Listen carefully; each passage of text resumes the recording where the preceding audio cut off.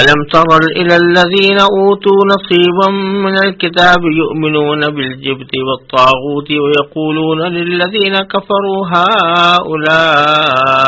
أهدى من الذين آمنوا سبيلا أولئك الذين لعنهم الله ومن يلعن الله فلن تجد له نصيرا أم لهم نصيب من الملك فإذا لا يؤتون الناس نقيرا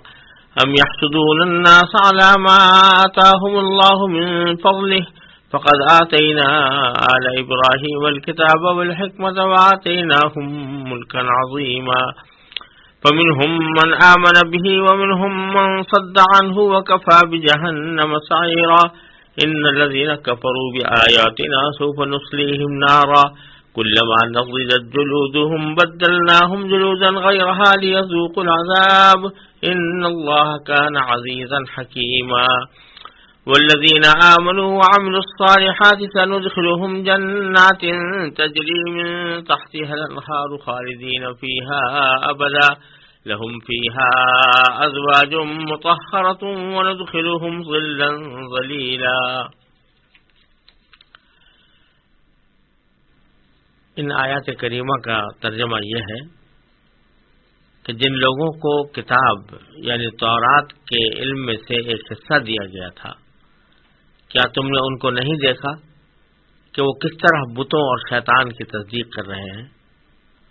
اور کافروں یعنی بت پرستوں کے بارے میں کہتے ہیں کہ یہ مومنوں سے زیادہ سیدھے راستے پر ہے.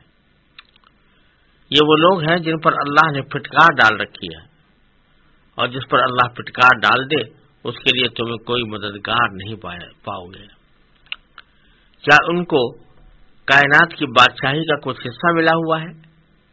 اگر ایسا ہوتا تو یہ لوگوں کو گٹھلی کے شگاف کے برابر بھی کچھ نہ دیتے. یا یہ لوگوں سے اس بنا پر حسد کرتے ہیں کہ اللہ نے ان کو اپنا فضل کیوں عطا فرمایا ہے، تو ہم نے تو ابراہیم کے خاندان کو کتاب الحکمت عطا کی تھی اور انہیں بڑی سلطنت دی تھی. چنانچہ ان میں سے کچھ ان پر ایمان لائے اور کچھ نے ان سے منہ موڑ لیا، اور جہنم ایک بھڑکتی آگ کی شکل میں ان کافروں کی خبر لینے کے لیے کافی ہے. بے شک جن لوگوں نے ہماری آیتوں سے انکار کیا ہے ہم انہیں آگ میں داخل کریں گے. جب بھی ان کی کھالیں جل جل کر پک جائیں گی تو ہم انہیں ان کے بدلے دوسری کھالیں دے دیں گے تاکہ وہ عذاب کا مزہ چکھیں. بے شک اللہ صاحب اقتدار بھی ہے، صاحب حکمت بھی. اور جو لوگ ایمان لائے ہیں اور انہوں نے نیک عمل کیے ہیں ان کو ہم ایسے باغات میں داخل کریں گے جن کے نیچے نہریں بہتی ہوں گی، جن میں وہ ہمیشہ ہمیشہ رہیں گے. وہاں ان کے لیے پاکیزہ بیویاں ہوں گی اور ہم انہیں گھنی چھاؤں میں داخل کریں گے. ان آیات کا پس منظر یہ ہے کہ مدینہ منورہ میں جو یہودی آباد تھے حضرت صلی اللہ علیہ وسلم نے ان سب کے ساتھ یہ معاہدہ کیا ہوا تھا کہ وہ اور مسلمان آپس میں امن کے ساتھ رہیں گے اور ایک دوسرے کے خلاف کسی بیرونی دشمن کی مدد بھی نہیں کریں گے. لیکن یہودیوں نے اپنے اس معاہدے کی بار بار خلاف ورزی کی اور مسلمانوں کے دشمن کفار مکہ کی حمایت اور در پردہ ان کی مدد کا سلسلہ جاری رکھا.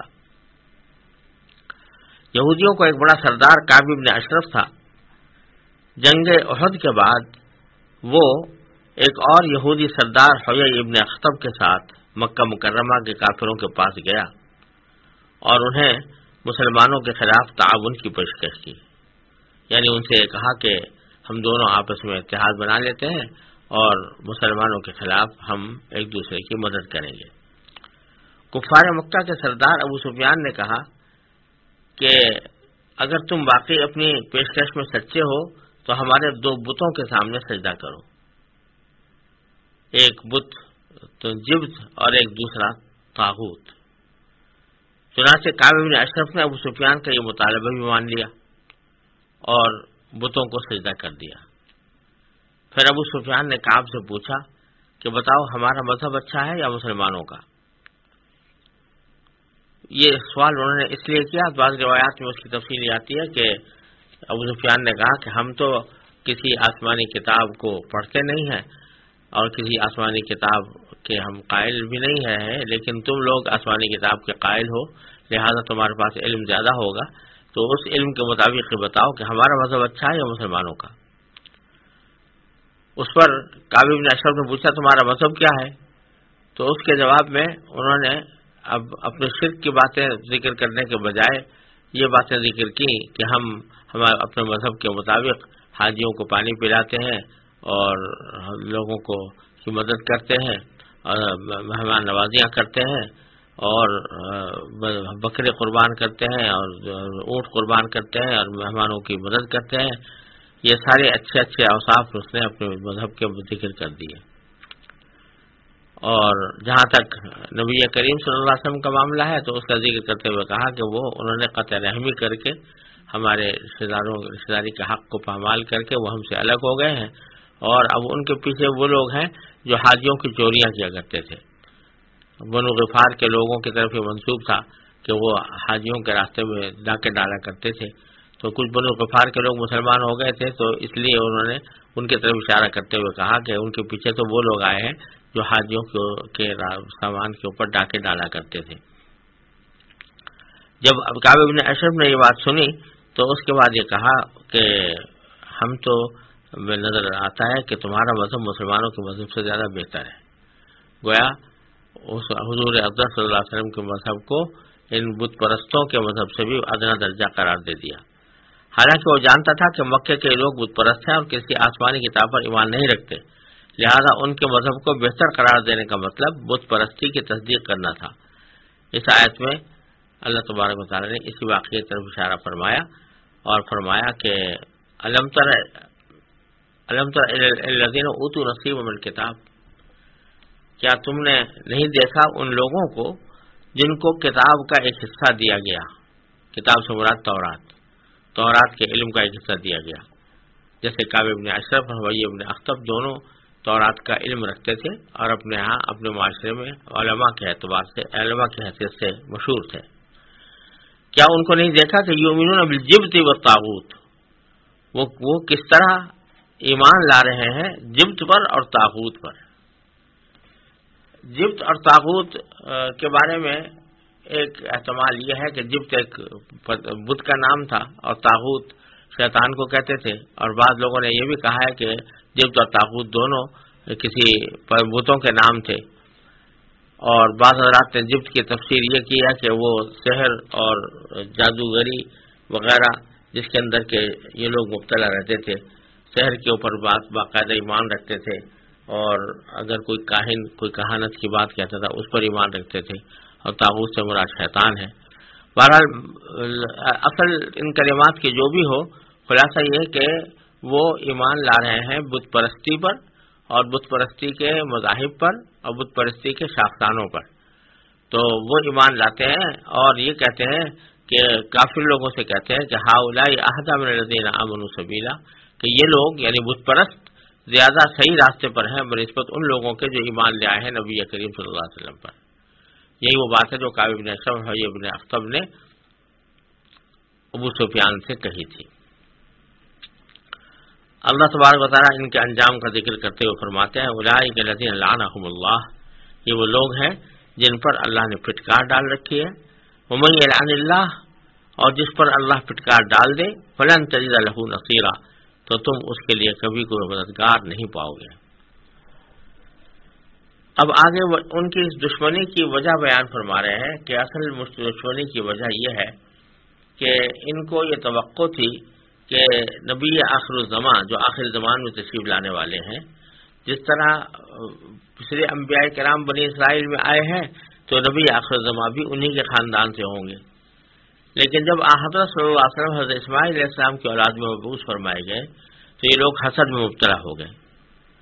حالانکہ نبوت اور خلافت و حکومت تو اللہ تعالیٰ کا ایک فضل ہے، وہ جب جس کو مناسب سمجھتا ہے اپنے اس فضل سے سرفراز فرماتا ہے۔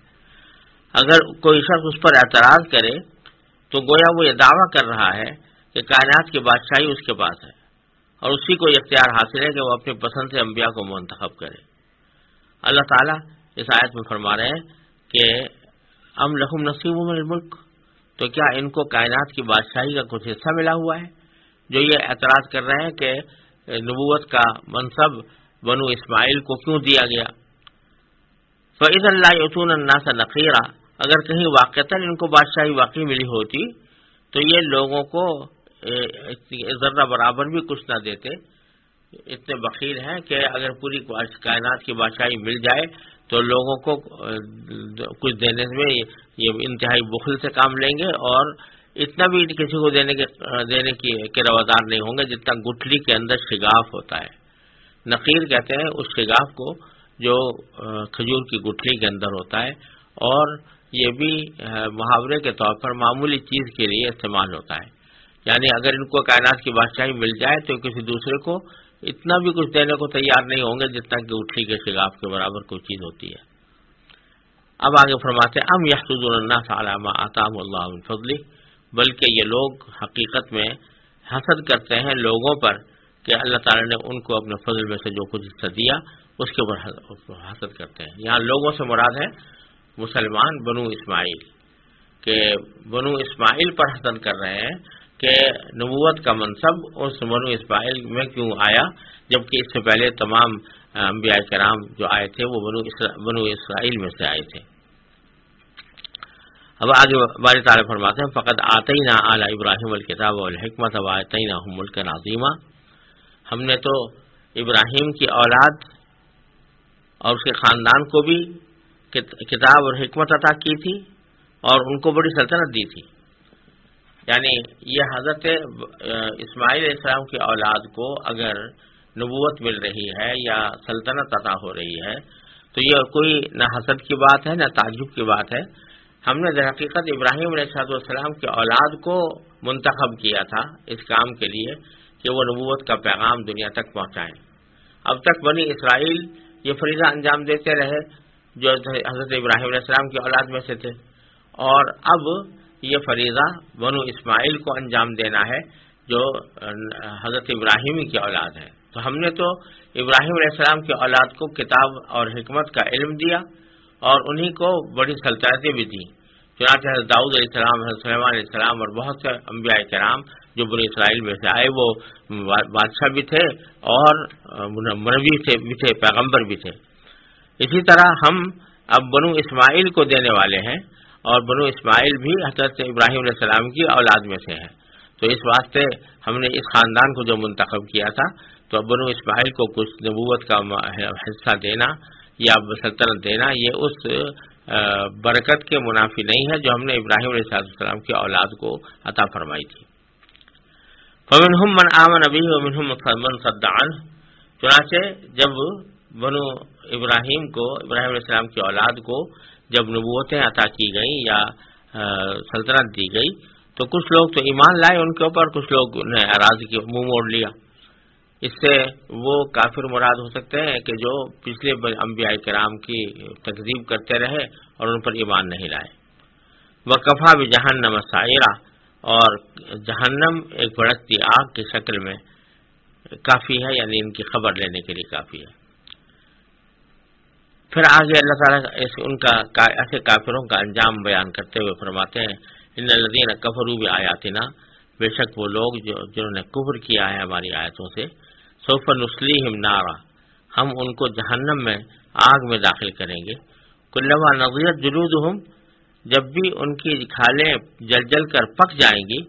تو بدلناہم جلودا غیرہا، تو ہم انہیں ان کے بدلے دوسری کھالیں دے دیں گے. لیذوقوا العذاب، تاکہ وہ عذاب کا مزہ چکھیں.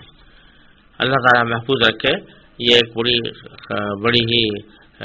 سنگین قسم کی سزا کا ذکر ہو رہا ہے کہ آگ میں جلتے جلتے بعض اوقات انسان کی کھال عادی ہو جاتی ہے اس جلنے کی، اور جل کر راکھ ہونے لگتی ہے، اس کے اوپر آگ کی تکلیف بھی اتنی زیادہ محسوس نہیں ہوتی. جب وہ مرحلہ آ جائے گا تو اللہ تعالیٰ فرماتے ہیں ہم ان کو نئی کھالیں دیں گے تاکہ نئی کھال کے بعد وہ عذاب کی تکلیف، آگ کی تکلیف ان کو زیادہ شدت کے ساتھ محسوس ہو. ان اللہ کان عزیزا حکیما، بے شک اللہ صاحب اقتدار بھی ہے، صاحب حکمت بھی. والذین آمنوا وعملوا الصالحات، اللہ تبارک و تعالیٰ کی عادت ہے کہ جب کبھی کافروں کے عذاب کا ذکر کرتے ہیں تو ساتھ ساتھ مومنوں کے جزا کا اور ان کے ثواب کا ذکر بھی فرماتے ہیں. تو فرمایا کہ اور جو لوگ ایمان لائے ہیں وعملوا الصالحات اور انہوں نے نیک عمل کیے ہیں سندخلہم جنات ہم ان کو باغات میں ایسے باغات میں داخل کریں گے تجری من تحتها الانہار جس کے نیچے سے نہریں بہتی ہوں گی خالدین فیہا ابدا جن میں وہ ہمیشہ ہمیشہ رہیں گے. پھر فرمایا لہم فیہا ازواج مطہرہ وہاں ان کے لیے پاکیزہ بیویاں ہوں گی. پاکیزہ کے لیے لفظ آیا ہے مطہرہ لفظی معنی ہے پاک کی ہوئی بیویاں پاک کی ہوئی. پاک کی ہوئی کی تفسیر میں بعض روایات سے معلوم ہوتا ہے کہ یہ ازواج وہاں پر خواتین جو جنت کے اندر جائیں گی وہ یہاں دنیا کے اندر جو نجاستیں عام طور پر خواتین کے معمول میں شامل ہوتی ہیں جیسے حیض و نفاس وغیرہ اس سے وہ پاک ہوں گی. وہاں پر ان کو نہ حیض آئے گا نہ نفاس ہوگا. اور اسی طرح وہاں پر ان کے ناک کی رزش وغیرہ بھی جو عام طور سے دنیا کے اندر ہوا کرتی ہے وہ بھی نہیں ہوگی بلکہ وہ مطہرہ ہوں گی یعنی بالکل پاک بنائی ہوئی اللہ تعالی کی طرف سے ہوں گی. اور ان کو کبھی ان کے دامن پر یا ان کے جسم پر کوئی نجاست کا کوئی پہلو کوئی داغ نہیں ہوگا. وندخلہم ظلا ظلیلا اور ہم انہیں گھنی چھاؤں میں داخل کریں گے. گھنی چھاؤں کا ذکر یہ اس لیے فرمایا کہ آگ کے مقابلے میں جو لوگ آگ میں رہ رہے ہیں وہ تو اللہ بجائے تپش میں ہے اور جنت کے اندر جو لوگ ہیں وہ جنت کے گھنے چھائے میں ہوں گے اور ایسے گھنے چھائے میں ہوں گے جو ان کے لیے راحت ہی راحت کا سبب بنے گا.